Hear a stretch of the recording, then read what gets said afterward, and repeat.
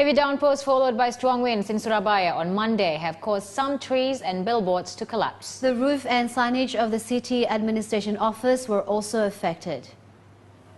Several trees that collapsed along Jalan Raya Gubernur Suryo caused several traffic jams. Ketabang Street was forced to close as fallen trees blocked the road. The Surabaya Sanitation and Parks Authority removed fallen trees and scattered branches. The roof and signage of City Hall, located at Jalan Wali Kota Mustajab, was also affected by the whirlwind.